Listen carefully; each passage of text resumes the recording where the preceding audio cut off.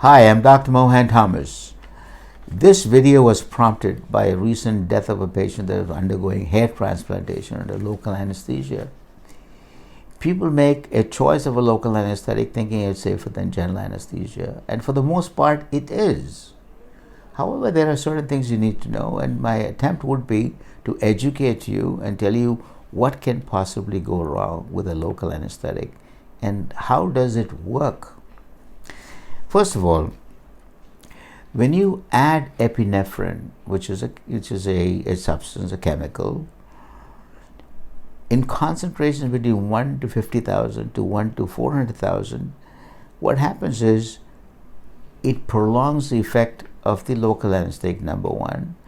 It reduces the bleeding in the area. It starts acting within about 5 minutes with blanching of the skin, and the effect can last as long as 20 to 40 minutes. Now, anytime you take a drug or a medication, there are dosages, right? I mean, for example, how do you know what's a maximum dose? Crocin, let's say. You take one tablet every 6 to 8 hours, fever or pain or whatever the case may be. Now, the maximum safe dose of lidocaine, which is the local anesthetic, with or without epinephrine, depends on the rate at which it is given, how it is given, and where it is done, where it's injected. With a slow injection rate in the soft tissue, the maximum safe dose of lidocaine is approximately 3 milligrams per kilogram plain and 7 milligrams per kilogram weight when mixed with epinephrine. Is this important? It is. As we go on further, you realize how this can become an important factor. Now, are there contraindications to injections, injectable anesthetics, in this case local anesthesia? Yes. One, let's say you're allergic to the amide group of anesthetics, known as lidocaine group. It's very rare, and if it does happen, it is because of a preservative that's added in it called methylparaben. So what happens when the methylparaben gets into your system? Some people may break into hives. Other people may have a rash, which is kind of a lesser form of hives. You may have difficulty in breathing. So the doctor takes a stethoscope and listens to the chest, and he hears some sounds which is consistent with an allergy. So they give you a steroid shot, and that's the end of it. The reasons for saying this is that you can be prepared as a doctor to keep steroids ready. In this case, hydrocortisone 100 milligrams in each arm. You follow? And you as a patient will know when you have a difficulty in breathing. This could be after administration of a local anesthetic. It could be because of an allergic reaction, usually to the preservative. Going forward, you can get preservation-free lidocaine. This is one way to get around it. Now, history of allergy to an ester anesthetic like Novocaine, Procaine, is not a contraindication for the use of lidocaine because they're chemically different and the cross reactions are rare. Now, another approach could be using 1% diphenhydramine or Benadryl, which is effective in the management of allergies and to prevent allergies. Now, the addition of epinephrine or adrenaline, which is a very potent vasoconstrictor, which means it makes the blood vessels tighten up and contract, is contraindicated wherever it may compromise the blood flow to an area. Epinephrine should never be used in digital or penile blocks or in skin flaps with questionable viability. In short, when the blood supply is poor in some areas, you don't want to inject a local anesthetic with epinephrine because it will reduce the amount of blood flow to that area. Another area that you should not be injecting a lot of epinephrine and local anesthesia is parts of the nose. again for the same reasons. One should also be careful and exercise caution with the use of vasoconstrictors in dirty wounds because it increases the risk of infection. In addition, certain patients with diabetes, hypertension, heart block, cerebrovascular disease, such as a stroke, whatever, are particularly sensitive to epinephrine. So that's another reason why. How do you choose an anesthetic for local injections? Local anesthetics are divided into two groups, as I mentioned earlier, amide and esters. Historically, both the amides and esters, which is amide being lidocaine and bupivacaine, and esters, which is procaine and tetracaine, both sets of anesthetics were used. But the esters lost their favor because of increased sensitivity to these local anesthetics. So at the moment, amides are more popular. Now, when we inject local anesthetics, especially in the form of an infusion like we're doing, let's say, liposuction, we add sodium bicarb to it to increase the pH so it doesn't burn when it's being injected. It makes the pain injection and the infusion pain-free without compromising the efficacy of the anesthesia. And local anesthetics, the good, the bad, the ugly. Primarily good. So what I'm going to discuss today is the complications of local anesthetics. And I must tell you that by and large, local anesthetics are safe and rarely do they cause side effects. Now, the most common side effects do occur because of a direct injection into the intravascular compartment, in short, injecting into a blood vessel directly. If large amounts of local anesthesia with epinephrine are absorbed rapidly, then you're going to see some, central nervous system symptoms. This is toxicity from the local anesthetic, and they, by and large, the signs and symptoms resembles something along the lines of a vasovagal, which means fainting. All right, you may have lightheadedness, you may have confusion followed by tremors and shivering. Ultimately, generalized seizures and respiratory arrest may occur. I'll tell you a funny story. I went to the dentist, and the dentist next door, the patient sitting next door, in the next chair started shaking a little bit. It certainly wasn't cold. And the dentist said, "You're being nervous, don't be nervous." So at that point in time, I didn't pay much attention. I was probably just before getting into medical school. So I said to myself, if this person is shivering, and maybe the dentist is right, maybe that person is shivering and because he or she is nervous. Today I know that is not the case. She's shivering because, or he's shivering because it's a sign of toxicity. So that's what it is. Now, the local anesthetics can also have a very profound effect on the cardiovascular system. Low doses can cause systemic vasoconstriction, which means the blood vessels shrink, which in the face of surgery is not a bad thing. You'll have less bleeding, but also prolongs the effect of the local anesthetic. Now, and when you have constriction, automatically your pressure will go up. That's understood, right? So if your vessels are this wide and all of a sudden go like this, the pressure has got to back up. So your pressures, diastolic, systolic, will all be up. At negative, or rather high doses, it may cause negative inotropic effects on the heart as well as a heart block. What does negative inotropic means? The pumping action of the heart slows down. And if it slows down too much, your coronary vessels are not getting enough blood to the heart, you can have basically a heart block. Now, in addition, local anesthetic like bupivacaine has a high protein binding and lipid solubility, and it is also associated with some cases or some reported incidents of arrhythmias with this agent. That's why it is not that popular compared to the other local anesthetics you have there.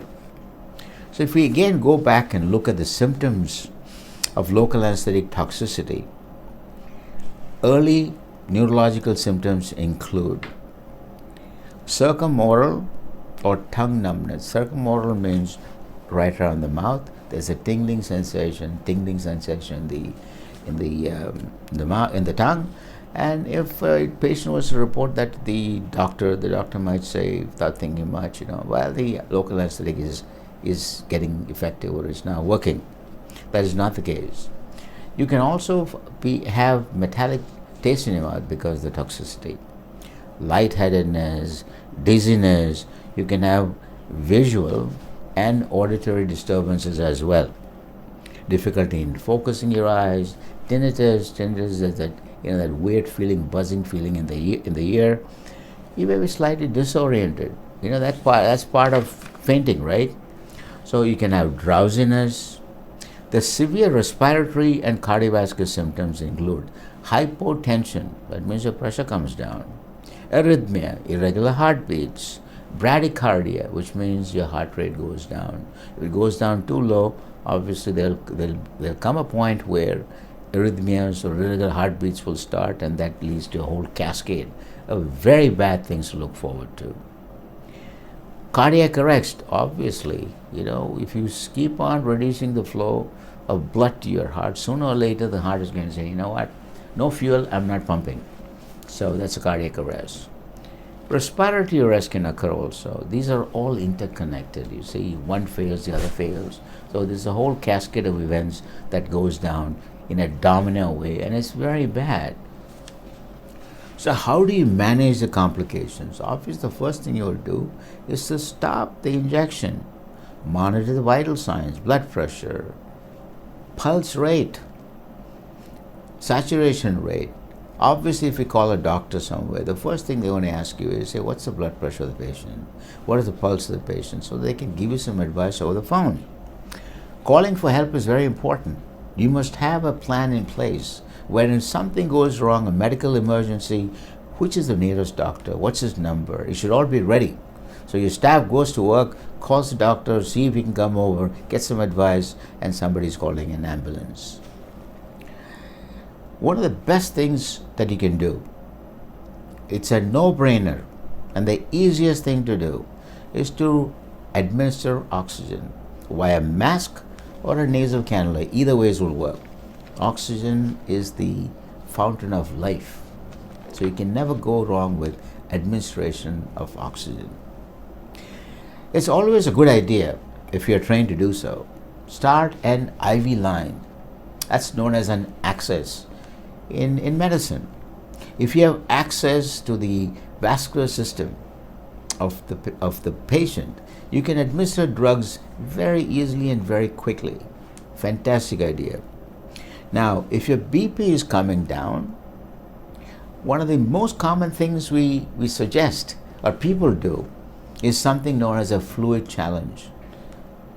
So long as this patient doesn't have cardiovascular disease or is in cardiac, let's say, some sort of cardiac issues, it's very important that you maintain the blood pressure. And the easiest way to do is by doing what is known as a fluid challenge. What is a fluid challenge? Giving a certain amount of fluid, usually about 100 ml per hour. You need to be careful that this patient doesn't have any underlying heart disease, heart failure, in which case, you'll cause third spacing, which means the fluid will go to the lungs, make the heart failure even worse. So long as patients are healthy, you can run it a little bit faster. That will raise your blood pressure, a great maneuver. You can give Benadryl as an injection or a syrup in early signs of central nervous toxicity. If there are seizures, benzodiazepine family or barbiturates will work, and you need not give it IV. You can give it, take the tablet and put it under your tongue. You get mucosal absorption fairly soon. Now, there are also ways of giving the patient intravenously a lipid emulsion for systemic toxicity. Unfortunately, this may not be forthcoming, it may not be available even in some larger hospitals. It's called lipid rescue. Even in countries like the US, it's difficult to get. There are two problems. Problem number one is it is quite expensive. Problem number two, it has a limited shelf life. So these are two reasons why it may not readily be available even in larger hospitals. So how do you avoid toxic reactions to local anesthetics? One of the simplest and easiest maneuvers you can do is slow and careful injection of the local anesthetic. Avoid an intravascular or a injection into a blood vessel. How can you be sure? Aspirate on the syringe before you inject. So aspiration and injecting is a very common, a very simple and effective way of making sure you don't have these bad systemic reactions. Now, low doses should be used in people with peripheral vascular disease or even coronary artery disease, because it will get into your system and cause all kinds of problems for you. Therefore, epinephrine, which is a rescue drug at many times, can be a double-edged sword. On the one hand, it can cause excessive vasoconstriction and causing such things as cyanosis or decreased capillary refill. What that means is if there's not enough blood going to the areas. Halting the administration of local anesthesia and administering oxygen should suffice and probably represents the easiest way of managing either central nervous system or cardiovascular toxicity. Lastly, but not the least, if the systemic toxicity worsens or increases, what are you waiting for? Get this patient to the nearest emergency room, casualty, or whatever we want to call this in a major hospital, but you got to move. Don't wait for things to hit you in the head. So just to summarize, when you inject, especially in very vascular areas such as the scalp, which is where you inject when doing hair transplants, that's probably what happens most of the times when patients die. Injecting large amounts directly into a vessel. Aspirate before you inject. The other reason is by injecting a large amount of fluid, a large amount of local anesthetic, causing again toxicity. How can you prevent that? For example, we're doing a surgical procedure. Let's say it's a hair transplant. I take out X amount of fluid and I keep it there diluted. And I'm not going to use any more than what I have taken out, number one. I do serial administration of local anesthetic. It means if I'm working on this side, I inject only this side. When I finish or about to finish, I inject on the other side. So you're not getting a big load into your system. You follow? Lastly, but not the least, I think the time has come for us to consider monitoring devices. NIBP, which is non-invasive blood pressure monitoring devices, along with a pulse oximetry. Now, during this pandemic, many have bought, pulse oximeters to check your family and friends at home. So you invest a little bit more and get this device that would help you a lot. The other thing you need to do, let's say you're a dentist. The easiest way making sure that you don't get into trouble is if 10 carpules is the toxic dose, don't use more than 8 and spread it over a period of time. Every time the patient squirms, you don't want to keep injecting without realizing how much you've injected. In patients with cardiovascular disease, reduce the safe amount of carpules to be delivered from 8 carpules to 4 carpules. and do sectional. There's no reason to get everything done at the same time, because you're not going to be working on all areas at the same time. I hope the advice that I've given you is useful to you, and people that could be potential patients know what to expect. Next time you feel the symptoms, please bring it to the attention of the practicing doctor. The whole purpose behind this videos have been to keep you, the patient, safe, and you, the doctor, safe. In short, safety for patients and doctors as well. Thanks for watching.